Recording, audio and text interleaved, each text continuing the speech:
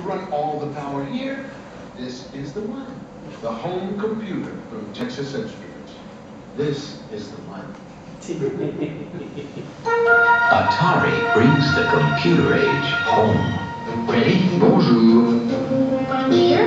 Not quite. Try one more time. Bonjour. Learn a new language or take your best shot at missile command. With an Atari 400 home computer, there are a world of possibilities. In fact, it could even change your life. Bonjour, Premier. Come here. Comment allez-vous? The Atari 400 home computer, we brought the computer age home. The very first computers seemed as big as houses and so mysterious that for most of us, the computer was behind a closed door. But IBM was thinking how to make the computer more useful. And as one good idea led to another, it began getting smaller, faster, less expensive, and easier to use. Today, a new IBM computer has reached a personal scale. A person can afford it. A person can put it anywhere. Office, home, or school. And a person can learn to use it with ease. IBM made its personal computer to help the person be more productive, to help the person be more creative. And those are good reasons for a person to feel good. The IBM personal computer coming to selected stores across the country. This is a small home computer. You press that button.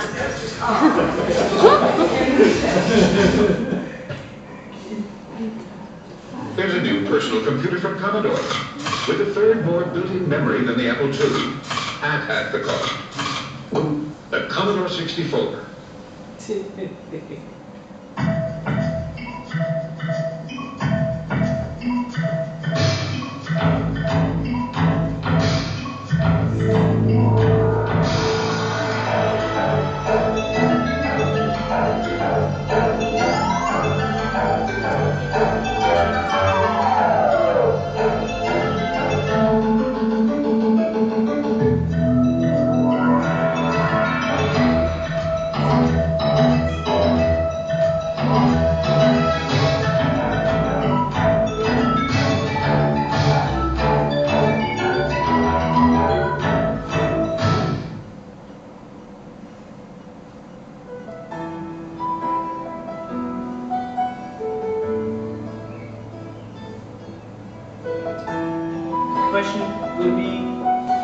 The way some business people spend their time has very little to do with a clock.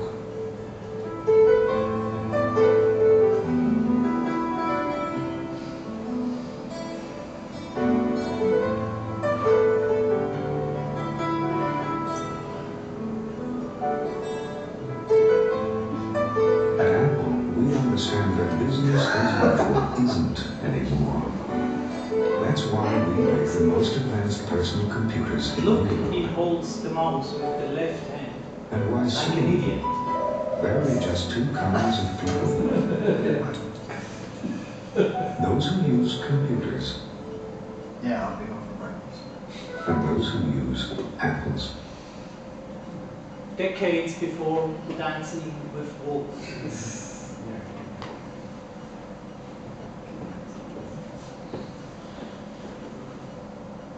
Okay, now we saw how computing was in the early 80s. It was mainly gaming, educational, programming for your own, little bit business, IBM stuff, but in business you had the mid-ranges, the mainframes, the terminals.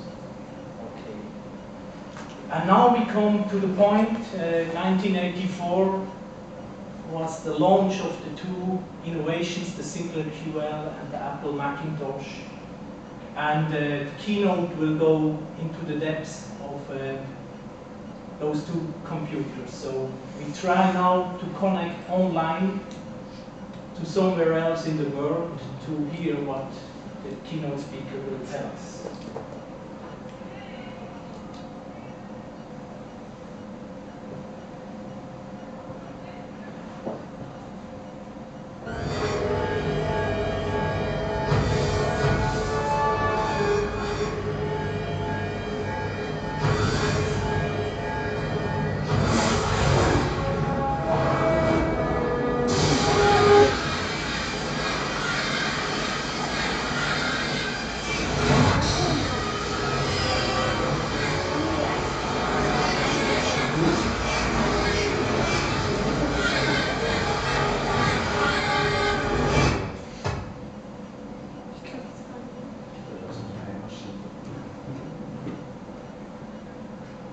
That's weird. That's not the program we should watch now.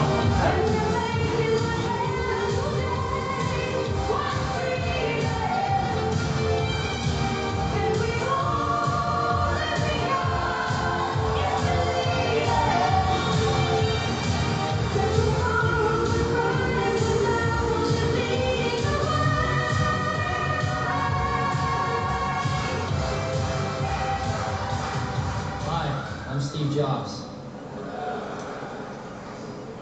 It is 1958.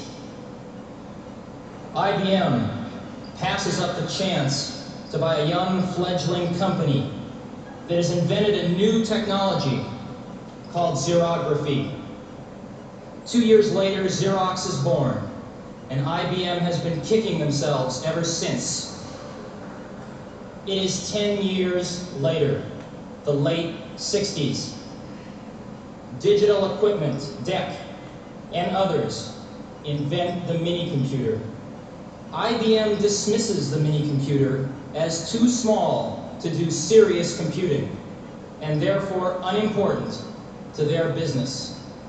DEC grows to become a multi-hundred-million-dollar corporation before IBM finally enters the mini-computer market. It is now 10 years later, the late 70s. In 1977, Apple, a young, fledgling company on the West Coast, invents the Apple II, the first personal computer as we know it today. IBM dismisses the personal computer as too small to do serious computing and unimportant to their business. The early 80s. 81. Apple II has become the world's most popular computer, and Apple has grown to a $300 million company, becoming the fastest growing corporation in American business history. With over 50 competitors vying for a share, IBM enters the personal computer market in November 81 with the IBM PC. 1983. Apple and IBM emerge as the industry's strongest competitors, each selling approximately $1 billion worth of personal computers in 1983. Each will invest greater than $50 million for R&D and another $50 million for television advertising in 1984, totaling almost $250 million combined. The shakeout is in full swing. The first major firm goes bankrupt, with others teetering on the brink. Total industry losses for 83 outshadow even the combined profits of Apple and IBM for personal computers. It is now 1984. It appears IBM wants it all. Apple is perceived to be the only hope to offer IBM a run for its money. Dealers, initially welcoming IBM with open arms, now fear an IBM-dominated and controlled future. They are increasingly and desperately turning back to Apple as the only force that can ensure their future freedom.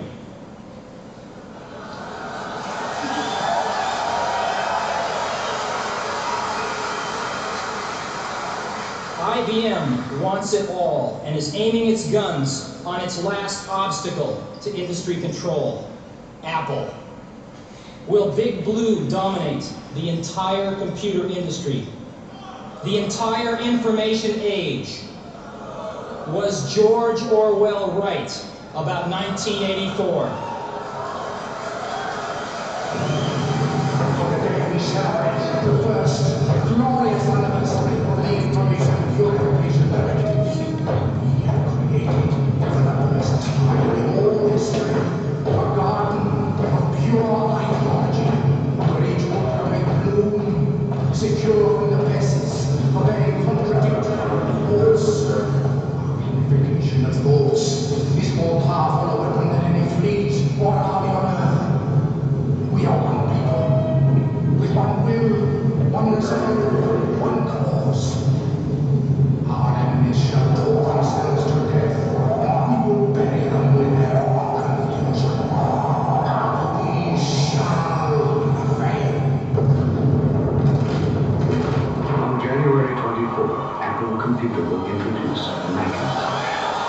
to see why 1984 won't be 1984.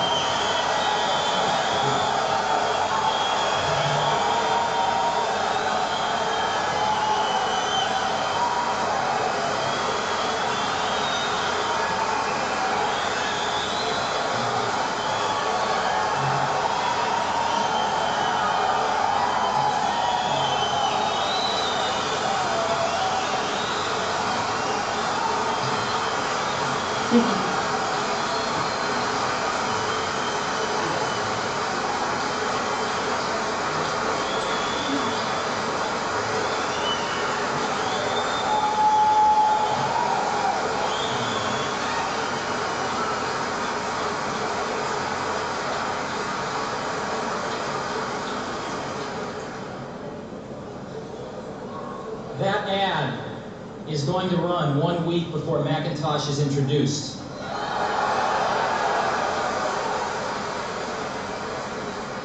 And our ad agency that put it together is here today. Shyatt Day, Jay Shyatt's here. The principal, Lee Clow and Steve Hayden, that wrote the copy and did the creative, are also here. You might, I guess they just heard what you thought.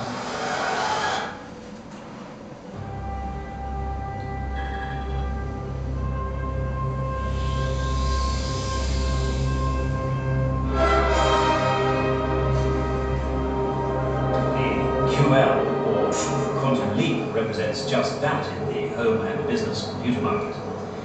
With its brand new operating system incorporating SuperBasic, an innovative built-in micro-drive data storage system, and yet another revolutionary keyboard, it really is sheer professional power in the Sinclair style.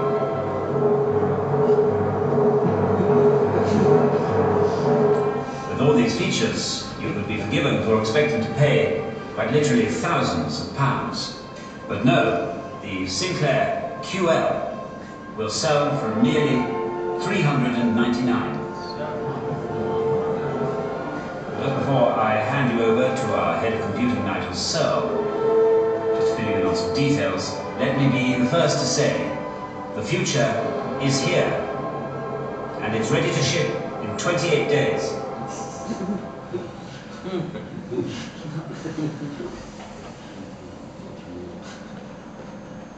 You've just seen some pictures of Macintosh. Now I'd like to show you Macintosh in person. All of the images you are about to see on the large screen will be generated by what's in that bag.